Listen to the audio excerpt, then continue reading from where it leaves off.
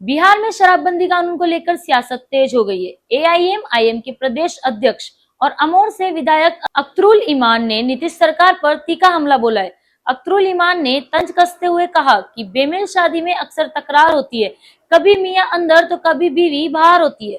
ठीक उसी तरह बिहार की सरकार की हालत है। उन्होंने आरोप लगाया कि एक तरफ राज्य में शराबबंदी लागू है तो दूसरी तरफ शराब की होम डिलीवरी हो रही है। अवैध शराब कारोबार में कई लोग संलिप्त हैं और इसे सरकारी संरक्षण प्राप्त है। उन्होंने कहा कि शराब के साथ साथ गांजा, चरस, अफीम जैसे ड्रग्स के कारण युवा पीढ़ी बर्बाद हो रही है और कानून व्यवस्था पर भी असर पड़ रहा है। एआईएमआईएम नेता ने मांग की कि शराब और ड्रग्स के सप्लाई, संरक्षण और उपयोग से जुड़े सभी लोगों पर सख्त और मुकम्मल कार्रवाई होनी चाहिए। अब सवाल ये है कि क्या सरकार इन आरोपों पर जवाब देगी और क्या शराबबंदी कानून को लेकर कोई नई सख्ती देखने को मिलेगी? फिर से पूछा जाए, शराबबंदी कानून को लेकर जो है सरकार में आपस में ही तकरार शुरू हो गया है। समीक्षा नहीं होना चाहिए, चल रहा है। बेजोर जब शादी होती है अक्सर उसमें तकरार होती है। मियाँ कभी अंदर होता है, बीवी कभी बाहर होती है। तो यही सरकार तो है ही, इनका तो शुरू दिन से मामला चल ही रहा है।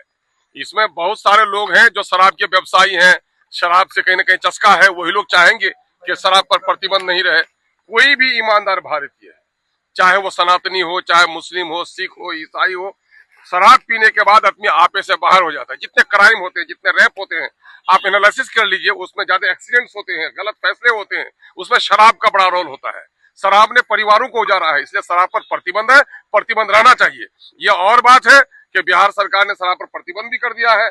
शराब की होम डिलीवरी भी हो रही है। शराब के कारोबार में बहुत सारे लोग संलिप्त हैं। सरकार का उसको संरक्षण पर पास है। ये दोगलापन नहीं होना चाहिए, एकदम कड़ाई के साथ होना चाहिए। और उससे ज्यादा जो ये ड्राई ड्रग्स हैं, जो अफ्यूम, गांजा, चरस, स्मैक, इनका जो प्रयोग हो रहा है, उससे बिहार की नई पीढ़ी बर्बाद हो रही है। इस कानून को और सख्त बनाना चाहिए। इसका प्रयोग करने वाले, इसका उपयोग करने वाले, इसका सप्लाई करने वाले, संरक्षण देने वाले सब लोगों को लटकाने वाला कानून बनाना चाहिए, ताकि एक अच्छा बिहार बन सके। अरे बिहार को क्या करेंगे? दिवाला कर देंगे। पढ़ाई लिखाई का हाल खराब हो गया है, कारोबारी लूटे जा रहे हैं, लॉ एंड ऑर्डर कहीं मेंटेन नहीं है। और ये कहिएगा कि चोरी हो रही, डकैती हो रही, रेप हो रहा है, तो सिर्फ एक ही विभाग जिम्मेदार नहीं है। शिक्षा जगत में नैतिक शिक्षाओं का पतन हो गया है, शराब परोसा जा रहा है, रिश्वत पर काबू नहीं लग रहा है। यही वजह है कि बिहार की छवि अच्छी नहीं बन पा रही है। सरकार से एक एक चीज का हिसाब लेंगे, वो बाहर है, आप अंदर है। अब सवाल ये पैदा होता है कि लेना चाहिए, उनको मजबूती से लड़ना चाहिए और सरकार से एक एक चीज का हिसाब लेने के लिए अपने आप को शक्तिमान बनाना पड़ेगा। ईश्वर करे शक्ति दे उनको, जो भी हो विपक्ष में। सरकार के कुकर्मों के सिलसिले में जनता के हित के लिए सरकार को तो जवाबदेह बनाना चाहिए। लेकिन आप लोग सदन आ रहे हैं, वो नहीं आ रहे हैं, नेता प्रतिपक्ष गायब है। उनसे न पूछिएगा भाई, आप